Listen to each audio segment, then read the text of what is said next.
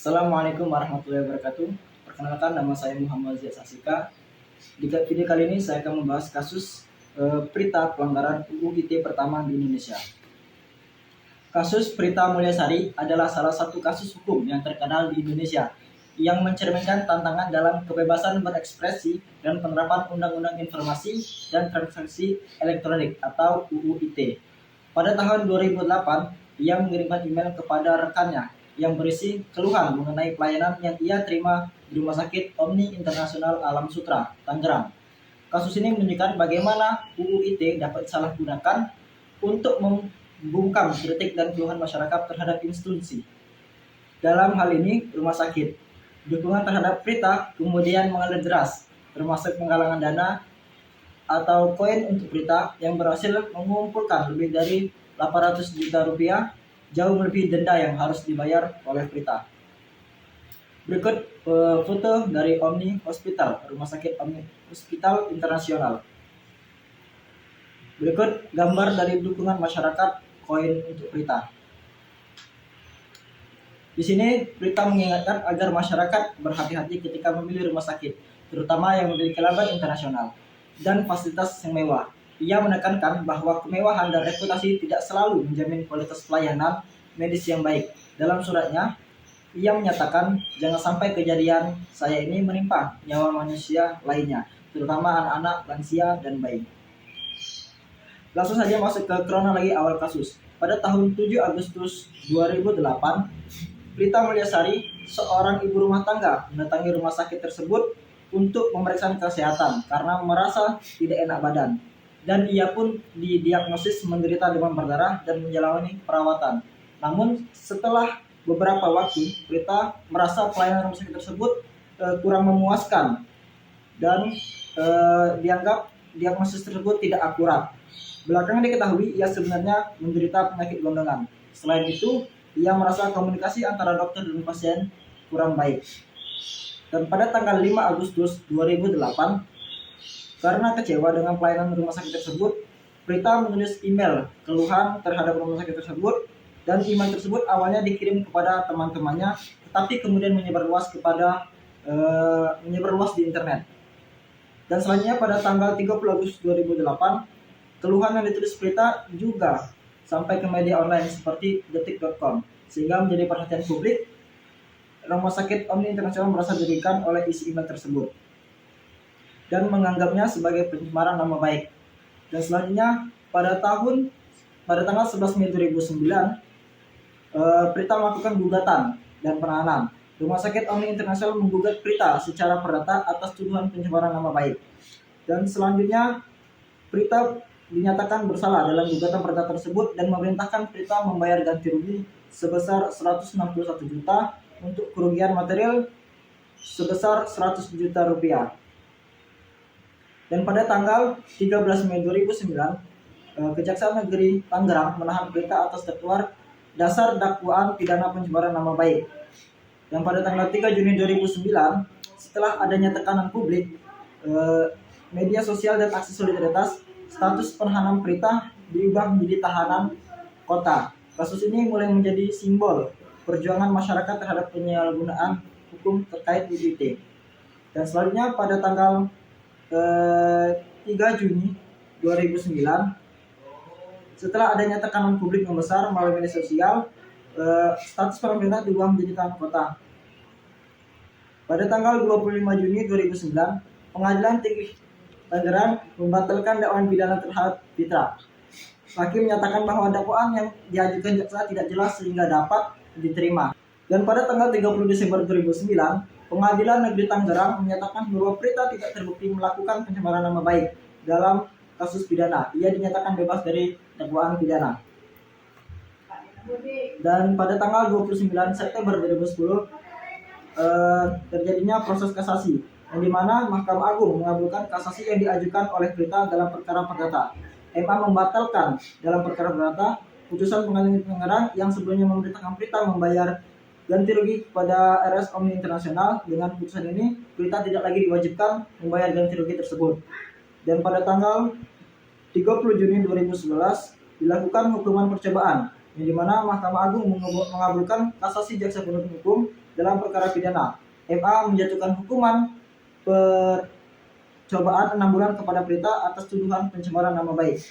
Dan selanjutnya pada tanggal 17 September 2012 dilakukan peninjauan kembali, yang dimana Mahkamah Agung tersebut mengabulkan permohonan peninjauan kembali yang diajukan oleh Prita Mulyasari. Dalam putusan mereka ini, MA menyatakan bahwa Prita bebas dari segala tuduhan pidana dan hukuman perjalanan yang sebelumnya dijatuhkan kepadanya.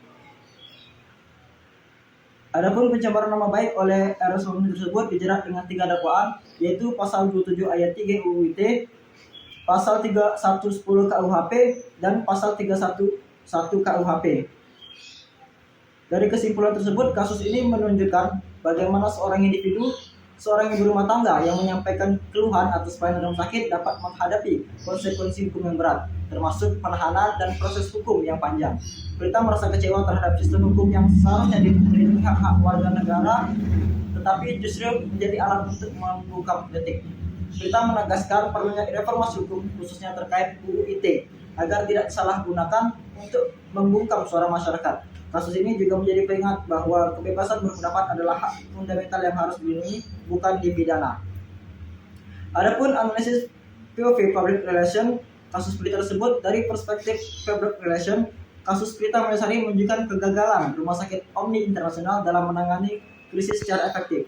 Alih-alih merespon keluhan dengan dialog konstruktif, rumah sakit memilih jalur hukum yang agresif yang justru memperburuk citranya di mata publik. Adapun untuk analisis POV keluarga dalam kasus Prita tersebut, yang pertama itu tentunya Prita mendapatkan tekanan psikologis, yang dimana Prita dan keluarga mengalami tekanan psikologis yang sangat besar akibat kasus ini. Mereka menghadapi ancaman hukuman penjara dan dana yang sangat besar, serta tekanan dari masyarakat dan media. Yang selanjutnya terdapat dampak finansial. Kasus ini tentunya juga berdampak pada keuangan keluarga Prita karena mereka harus mengeluarkan biaya yang sangat besar untuk membiayai proses hukum tersebut. Dan yang selanjutnya perubahan hidup. Kasus ini juga mengubah hidup Prita dan keluarganya secara drastis. Yang selanjutnya pengawasan publik, yang dimana Prita dan keluarganya juga mengalami pengawasan publik yang sangat ketat. Mereka diawasi oleh media dan masyarakat sehingga membuat mereka merasa tidak nyaman dan terisolasi. Mungkin sekian penjelasan mengenai kasus Prita tersebut.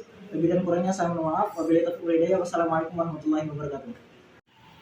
Assalamualaikum warahmatullahi wabarakatuh. Perkenalkan, nama saya Muhammad Zita Sika. Oke, di video yang kedua ini saya akan membahas mengenai analisis kasus Telenor Johnson & Johnson pada tahun 1982. Yang dimana terdapat 4 pembahasan. Yang pertama itu analisa 51A, analisa point of view, kronologi kejadian, dan kesimpulan. Sebelum itu saya akan menjelaskan terlebih dahulu secara singkat apa itu Johnson & Johnson. Johnson & Johnson ini merupakan perusahaan multinasional yang bergerak di bidang farmasi, peralatan medis, dan bidang konsumsi yang berkantor di New Brunswick, New Jersey, Amerika Serikat, dan didirikan pada tahun 1886. Adapun pendiri dari Johnson & Johnson ini terdapat 3 bersaudara, yaitu Robert Wood Johnson, James Wood Johnson, Edward Mead Johnson. Selanjutnya saya akan membahas mengenai 51H. Yang pertama itu what, apa yang terjadi. Kasus Telenor Johnson & Johnson ini adalah tragedi keracunan Telenor yang terjadi pada tahun 1982, yang dimana kasus ini menyebabkan 7 orang meninggal dunia. Yang selanjutnya ini saya akan menjelaskan mengenai when, kapan kejadian ini terjadi. Adapun untuk kejadian ini terjadi pada akhir September hingga awal Oktober 1982. Yang selanjutnya where, di mana. Kejadian tersebut terjadi di wilayah Chicago, Illinois, Amerika Serikat. Yang selanjutnya siapa yang terlibat. Dalam ini ada 4 orang yang terlibat. Yang pertama itu korban, yang dimana korban tersebut terdapat 7 orang yang meninggal setelah fungsi Telenor terkontaminasi. Yang selanjutnya yang terlibat yaitu perusahaan, yang dimana perusahaan tersebut yaitu Johnson & Johnson sebagai produsen Telenor tersebut. Yang selanjutnya yang terlibat yaitu pelaku, yang dimana pelaku tersebut tidak pernah tertangkap atau teridentifikasi sampai dengan sekarang. Yang selanjutnya pelaku yang terlibat yaitu otoritas, yang pertama ada FBI dan yang kedua yaitu FDA. Yang FBI tersebut Food and Drug Administration serta kepolisian Chicago. Why? Yang selanjutnya mengapa ini terjadi? Yang pertama itu pihak berwenang menyimpulkan bahwa kasus Telenor tersebut telah dirusak secara eksternal setelah diproduksi dan sebelum sampai ke konsumen. Untuk motifnya tersebut tidak pernah diketahui dengan pasti, tetapi ada dugaan aksi kriminal terlarang atau pemerasan terhadap Johnson Johnson. Sebenarnya ada how, bagaimana terjadi? Ini terjadi yaitu pelaku diyakini mengambil botol Tylenol tersebut dari rak toko, lalu kemudian mencemari kapsul tersebut dengan cyanida dan mengembalikannya kembali ke toko agar dibeli oleh pelanggan yang agar tidak tercuriga. Yang selanjutnya terdapat POV korban dan keluarga korban. Yang dimana di sini tentunya merasa terkejut dan kehilangan mendadak akibat konsumsi obat yang seharusnya aman, namun justru menjadi malapetaka. Dan selanjutnya menuntut keadilan dari keamanan produk farmasi yang lebih ketat, serta mengalami trauma dari ketidakpercayaan terhadap produk obat yang tersedia di pasaran. Selanjutnya terdapat POV Johnson Johnson, yang dimana POV Johnson ini mengambil tindakan cepat dengan menarik 31 juta botol Tylenol dari pasaran, yang dimana dapat dibulatkan kerugian sekitar 100 juta dolar. Selanjutnya meluncurkan kampanye edukasi kepada masyarakat tentang risiko produk yang telah dibuka. Dan yang terakhir mengembangkan tutup botol tahan gangguan atau tamper proof packaging yang menjadi standar industri farmasi hingga saat ini. Selanjutnya terdapat POV pemerintah dan penegak hukum.